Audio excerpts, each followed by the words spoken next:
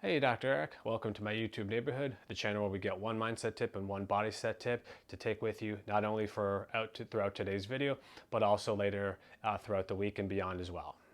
Today we're going to be talking about designing a calendar, so let's go ahead and jump in.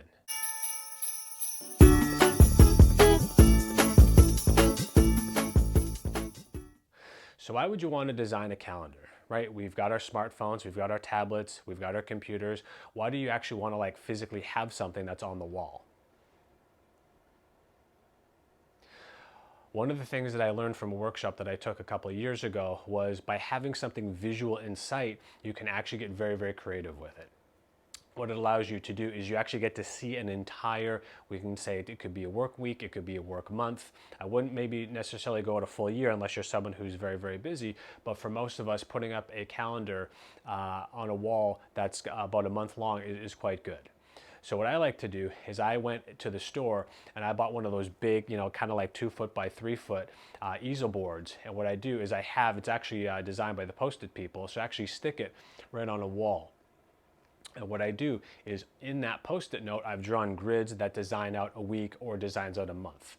Within each of those grids, I have a Post-it note. And why that's important is it allows you to actually take something off and put something else on. If you want to get jazzy and creative with it, you can actually use color coordinated. So if you want to make an urgency Post-it note, you pick a specific color that's important to you. If something is less urgent, you put it into a different color.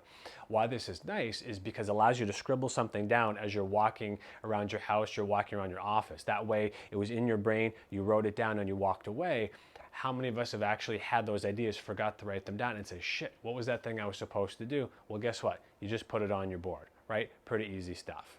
What this also allows you to do too is it allows you to make a commitment to yourself because you're making the time. So you've got that board on your wall and you've actually slotted down the different days of the week, and it allows you to prioritize from the beginning of the month to the end of the month, or the beginning of the week to the end of the week, to see what must be done and in what order of urgency. That way nothing gets missed, and that way you don't have to beat yourself up because you might have forgotten something.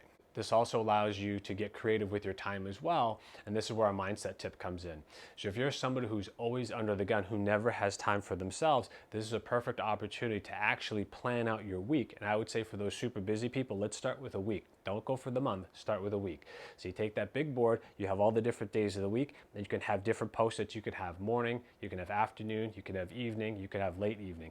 And what this allows you to do is see where you have time gaps. Now, most of us will fill that time gap with bullshit.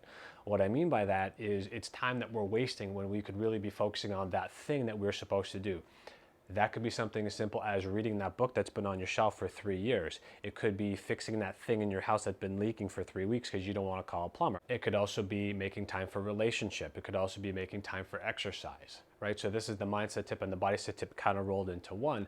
What we're looking at is let's prioritize a week for your life, and let's see where we can kind of find those big time gaps and fill them in with things that are therapeutic. It could even be something simple as taking a nap or going for a 10 or 15-minute walk, which I'm a big fan of because it really allows you to kind of positively interrupt your day, get the creative juices flowing, which is a buzzword that I like to use, but also allows you to kind of reprioritize and reframe your day. So to recap, go ahead and get one of those big Post-it notes. Go ahead and get a bunch of little Post-it notes, different colors if you so choose.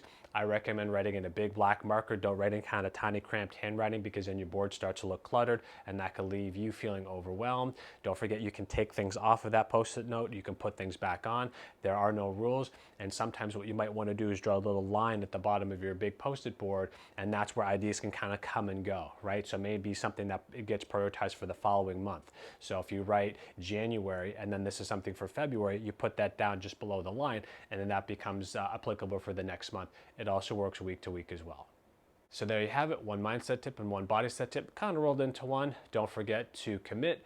Don't forget to have a little bit of fun and a little bit of accountability and build some time for you, because no one else is going to do it other than you. And as always, if you have any comments, questions, or concerns, you can leave them down below in the box. I love to read those comments. Don't forget to rate, review, and subscribe. We always like to have it when new people come and check out what we're doing over here. It's pretty cool.